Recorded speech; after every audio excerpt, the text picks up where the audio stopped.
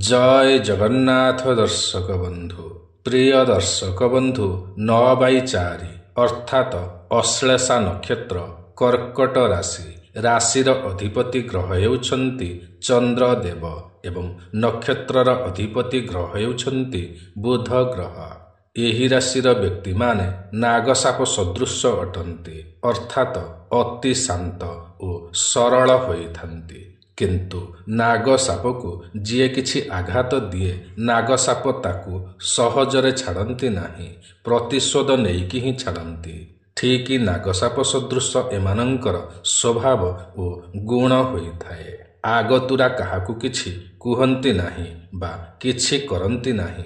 जदि केही एमानंक सहित लागे बा शत्रुता करे तेबे एमाने प्रतिशोध परायण होई उठंती एवं ସେହି ଶତ୍ରୁକୁ ହରାଇବା ପାଇଁ ଆପ୍ରାଣେ ଚେଷ୍ଟା କରିଥାନ୍ତି, ବହୁତ ଗର୍ଜନ କରିଥାନ୍ତି। ତଥାପି ମଧ୍ୟ ଏମାନେ ଧର୍ମକୁ ସାଥି ନେଇ ଚାଲିଥାନ୍ତି ଅର୍ଥାତ ଏମାନେ ଧାର୍ମିକ ଅଟନ୍ତି। ଏମାନେ ଚତୁଷ୍ପଦୀ ଅଟନ୍ତି, ଚନ୍ଦ୍ରକ୍ଷେତ୍ରୀ ଅଟନ୍ତି, ଅସୁରଗଣ ଅଟନ୍ତି। ଏମାନେ ରାଗୀ ଓ ମାୟାବୀ ହୋଇଥାନ୍ତି। बेले बेले किछि कथाकु नहीं मनरे एमानंकर गर्व आसीथाए। एमानंकर कथा ओ कामकु केही भी सहजरे अनुमान करि पारंती नाही। एमानंकर कामरे ओ कथारे माया भरी रही थाए। एमाने श्रृंगार प्रिय होइथांती, अभिमानी होइथांती। कौनसी कार्य हठाते करि पारंती नाही, भाबी चिंती बुझी विचारिकी ही करिथांती। एमाने एकुटिया रहिबाकू बहुत पसंद करिथांती। ए घर माउसी से घर पियुषी हेबाकू पसंद करंती नाही। अधिक समय घरे बा निरोलारे रहिबाकू पसंद करिथांती। एमाने शिव भगवानंक सदृश होइथांती। जेतिकी शांत सेतिकी उग्र होइथांती। संहार कर्ता सदृश अटंती। एणु एमानंकु अनेक भय मध्य करिथांती। एमाने अधिक खर्च करिथांती किंतु परिश्रमी अटंती। एमाने भ्रमण प्रिय अटंती। एमाने शत्रुंको पानी पियाइबारे धुरंधर अटंती। एमाने साहसी और पराक्रमी अटंती। अन्य मानंकर मनरे कौन सबु चालिछि एमाने ताहा सबु अति सहजरे अनुमान करि पारंती। एमाने हेउछन्ति रामायणर लक्ष्मण और शत्रुघ्न सदृश एवं महाभारतर बलराम सदृश स्वभावर अटंती। जाहाकू एमाने थरे देखिथांती जीवन सारा मने रखिथांती। जीवन रे एमाने बहुत जगारे सफल हुअन्ति किंतु एमाने सर्वदा भाग्य उपरे निर्भरशील अटंती। भाग्य रे जहा थिबो ताहा ही घटिबो एहा भाबी नियंती। एमानंकर व्यक्तित्व बा पर्सनालिटी बहुत भल अटे। एमाने थरे कथा आरंभ कले अधिक कथा कहिथांती। एमानंकर कथा उपरे केही कथा कहिले ताहाकू चुप करई दियंती। नेतृत्व नेबा बा लीडरशिप नेबाकू एमाने बहुत भल पांती। एमाने चिंताशील अटंती एवं एमाने अन्य को विश्वास करंती किंतु थरे अविश्वास करिनेले आउ विश्वास करंती नाही। एमाने स्वाधीन रहिबाकू पसंद करिथांती, पराधीनता को विरोध करिथांती। एमाने एक अलगा दुनिया रे अलगा जीवन बंचिबाकू इच्छा करिथांती। साधारण लोकमानंक परि जीवन जापन करिबाकू एमानंकर पसंद होई नथाए। एमानंकर स्वभाव हेउछि साप ता बाटरे जाउछि। साप लांजरे लागनी, लागिले निश्चय मरिब। एहीपरि स्वभाव एमानंकर होइथाए। केबे भी एमाने आगतुरा चोट मारंती नाही। एमाने सर्वदा न्यायर सहकारे बंचिथांती। न्यायर आड़कू जीवाकू पसंद करिथांती। अन्यायरे केही लागिले क्षमा दियंती नाही। एमाने अति स्नेही मध्य होइथांती, तपस्वी होइथांती, तपरे आश्रित अटंती। एमाने विज्ञ होइथांती, पंडित होइथांती।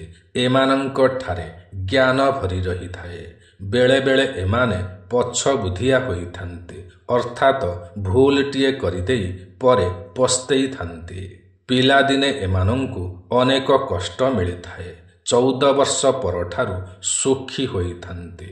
ରାଜାଙ୍କୁ ଏମାନେ ଭଲ ପାଇଥାନ୍ତି ଏବଂ ରାଜା ମଧ୍ୟ ଏମାନଙ୍କୁ ପୂଜା କରିଥାନ୍ତି। ଏମାନେ ଭଲ ମନ୍ତ୍ରୀ ମଧ୍ୟ ହୋଇପାରନ୍ତି, କିନ୍ତୁ ବିରୋଧୀ ମନ୍ତ୍ରୀ ହୋଇଥାନ୍ତି। ଏମାନଙ୍କର ଶରୀର ପୃଥୁଳ ଶରୀର ଅଟେ ବା ମୋଟା ଶରୀର ହୋଇଥାଏ। ଏମାନଙ୍କର ଗଳା ରୋଗ ଦେଖା ଦେଇଥାଏ, ଆମ ବାତ ଦେଖା ଦେଇଥାଏ। ଏମାନେ ଖ୍ୟାତନାମା ଅଟନ୍ତି, ମାନ ସମ୍ମାନ ପ୍ରାପ୍ତି କରିଥାନ୍ତି। ଏମାନଙ୍କର ଦାନ୍ତ ବଡ଼ ହୋଇଥାଏ ଏବଂ ଦାନ୍ତ ରୋଗ ମଧ୍ୟ ଦେଖା ଦେଇଥାଏ। ଏମାନଙ୍କର ଚକ୍ଷୁ ରକ୍ତବର୍ଣ୍ଣ ବା ଲାଲ ବର୍ଣ୍ଣର ହୋଇଥାଏ। ମୁହଁ ଅତି ସୁନ୍ଦର ହୋଇଥାଏ। ଏଣୁ ଏମାନେ ଅନେକଙ୍କୁ ମୋହିତ କରିପାରନ୍ତି। କାହାରି କାହାରି ମଧ୍ୟ 2ଟି ଭାର୍ଯ୍ୟା ଅଟନ୍ତି ବା 2ଟି ସ୍ତ୍ରୀ ହୋଇଥାନ୍ତି। ଏମାନଙ୍କର ଅଧିକ ସନ୍ତାନ ହୋଇଥାନ୍ତି। କିଛି ସନ୍ତାନମାନଙ୍କର ହାନି ହୋଇଥାଏ। ଏମାନେ ଗୁଣବାନ ହୋଇଥାନ୍ତି। ଏମାନଙ୍କର ହାତ ଶୀତଳ ହୋଇଥାଏ। ଏମାନେ ସମସ୍ତ ପ୍ରକାରର ଶାସ୍ତ୍ରରେ ଦୃଷ୍ଟି ରଖିଥାନ୍ତି। ଏଣୁ ଏମାନେ ପଣ୍ଡିତ ହୋଇଥାନ୍ତି, ସର୍ବଜ୍ଞ ହୋଇଥାନ୍ତି, କବି ହୋଇଥାନ୍ତି, ଦେବତାଙ୍କୁ ଭକ୍ତି କରିଥାନ୍ତି, ବ୍ରାହ୍ମଣମାନଙ୍କୁ ଭକ୍ତି କରିଥାନ୍ତି। ଏମାନେ ପାଲା ସଂକୀର୍ତ୍ତନ ଗାୟକ ଅଟନ୍ତି, ବୈଷ୍ଣବ ପୂଜକ ହୋଇଥାନ୍ତି ବା ବିଷ୍ଣୁଙ୍କୁ ପୂଜା କରିଥାନ୍ତି।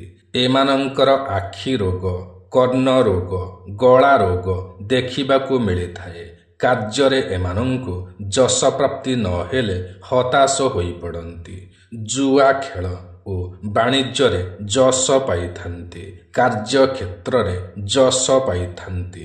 କୃଷି କାର୍ଯ୍ୟରେ ମଧ୍ୟମ ଅଟନ୍ତି, କିନ୍ତୁ ଏମାନେ ଧନବାନ ହୋଇଥାନ୍ତି। ଭୋଜନ ପ୍ରିୟ ହୋଇଥାନ୍ତି, ଆମିଷ ପ୍ରିୟ ହୋଇଥାନ୍ତି, କିନ୍ତୁ ଶାଗକୁ ମଧ୍ୟ ଭଲ ପାଇଥାନ୍ତି।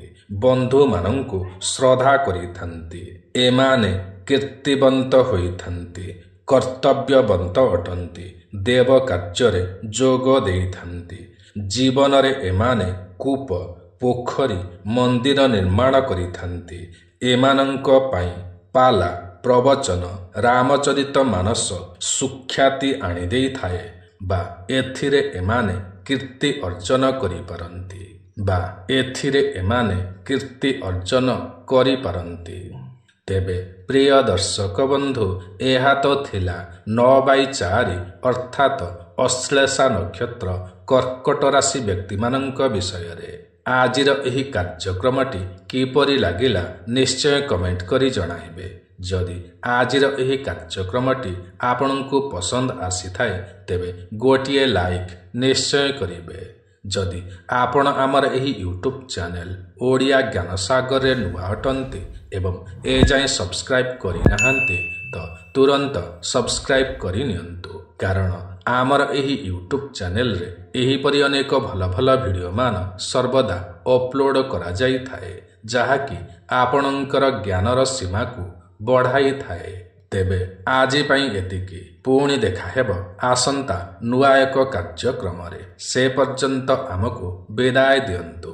ଜୟ ଜଗନ୍ନାଥ ଦର୍ଶକ ବନ୍ଧୁ।